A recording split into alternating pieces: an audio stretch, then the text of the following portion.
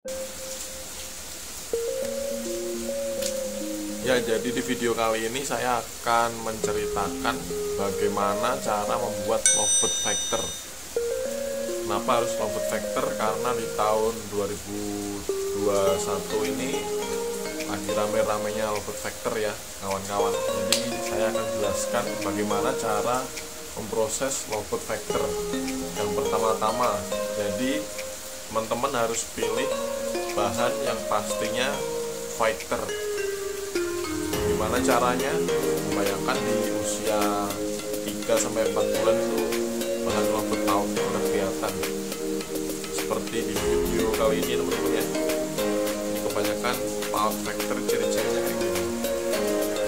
Dia vector pemulawan, dia melawan kayak gini, keluarin durasi walaupun gak panjang-panjang banget, tapi dia bunyi pasti kuek kuek kuek, dia pasti bunyi cik cik cik cik ter gitu ya.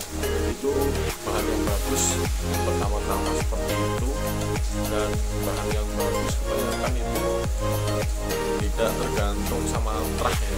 Kalau trah itu kebanyakan anakan, setahu saya pribadi yang paling bagus anakan pertama, anakan ketiga, dan anakan kelima.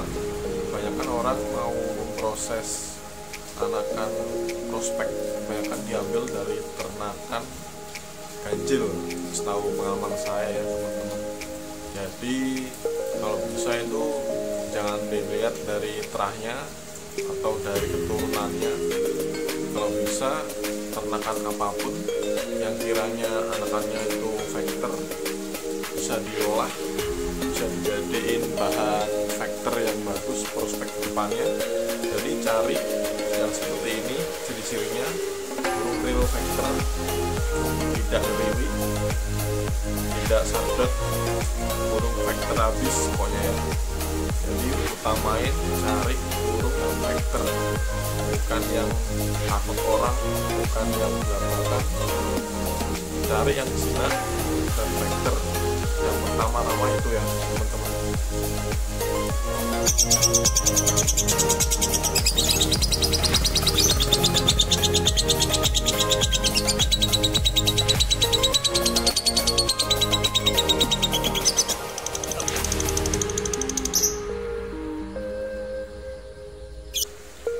Ya, jadi yang pertama seperti tadi, vector, jinak, dan burung nggak takut sama orang, nggak gelabakan. Dan yang kedua, kalau mau mencetak lovebird vector, teman-teman harus mastering rutin. Jadi ketika kita dapat bahan usia 3 atau 2,5 bulan atau 4 bulan, itu direndam dulu teman-teman ya, direndam di rumah, mastering dulu, fokus, kasih dia masteran di malam hari. Seenggaknya kita dapat, kita mastering dulu. Jadi kita masterin di malam hari itu jam 10 boleh, 10 sampai subuh pagi hari lagi. Itu lakukan rutin selama 1-2 mingguan. Sudah itu coba kita gantang-gantang. Gantang pertama dia ngoek-ngoek aja itu bagus. Jadi kalau gantang pertama dia udah naik turun itu berarti jelek, jualan jadi. Yang pertama itu usahain yang pertama itu dilihat jeli teman-teman ya. Jadi nanti biar nggak kebanyakan kondangan. Jadi kita gantang bahan pertama itu kelihatan dia fake di atas, walaupun nggak ngekek, wek tik tik tik, itu masih bertanda bagus karena dia adaptasi, nggak takut sama orang banyak di tempat lomba. Jadi itu pertahanin dulu dan dicari settingannya dan perawatan hariannya. Dan kalau kita gantang pertama nggak seperti itu, dia cuma naik turun takut sama orang, muter nggak jelas itu ya, itu mending diganti langsung aja teman-teman ya.